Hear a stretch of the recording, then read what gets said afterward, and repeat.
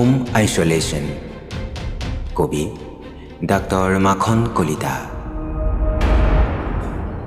নিসংগতাৰ শীতল দুখন হাতে মেৰিয়াই ধৰিছে, বুজাব নোৱাৰা এক যন্ত্ৰণাৰ মাজেৰে বোৱাই নি আছো সময়ক। মোৰ মনৰ ভাষা চকুত পঢ়ি পঢ়ি হুমুনিয়া কাঢ়িছে। কোঠাৰ দেৱাল, মজিয়া আৰু চিলিঙৰ বিচনীখনে। খিৰিকীখন মই খোলা নাই, কাষৰ ওখ ৱালখনৰ সিপাৰলৈ যাবলৈ অক্ষম মোৰ দুটা চকু। মাজে মাজে খুলিছোঁ টোকৰলৈ ৰৈ থকা দুৱাৰখন, যাৰ বিষাদ প্ৰশমিত কৰিব পৰা নাই জঠৰ দুখন হাতে। যন্ত্ৰপদ পথ্য গিলিছোঁ, উঠিছোঁ বহিছোঁ, জুখিছোঁ হাওঁফাওঁৰ অক্সিজেন।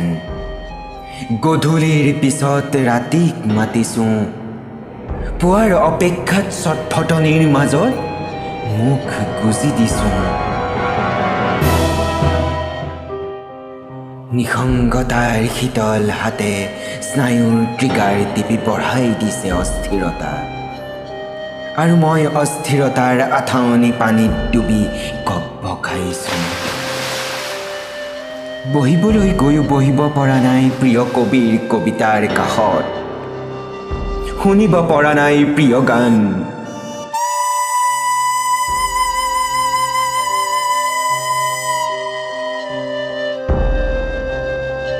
নিবিড় হোৱা নাই সুহৃদৰ সৈতে বাৰ্তালাপ, হোৱা নাই মসৃণ টোপনিৰ বাট।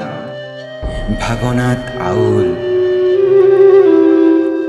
কাৎচিতহে উলিয়াইছোঁ মই মোক বাৰান্দালৈ। মই বিচৰা নাই দুটামান বীজাণু বীজ বাৰান্দাত সিঁচিবলৈ,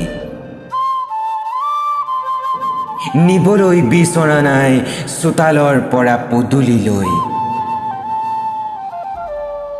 নিসংগতাৰ শীতল দুখন হাতে মেৰিয়াই ধৰিছে মোক, আৰু মই বিচাৰিছোঁ মোতেই যেন শেষ হওক পৃথিৱীৰ অন্তিম বীজাণু বীজটো, মোতেই শেষ হওক সকলোৰে নিসংগতা।